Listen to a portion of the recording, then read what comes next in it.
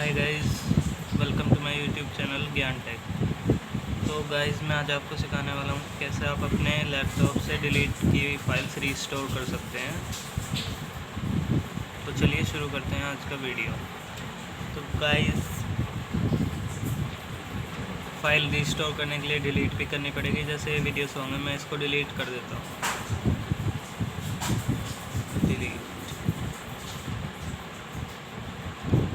तो आपको home screen पे जाना है और यहाँ पे आपको रिसाइकल बिन का ऑप्शन देखने के लिए मिल जाता है। इसे ओपन करना है और ये रही जो वीडियो आपने डिलीट की है।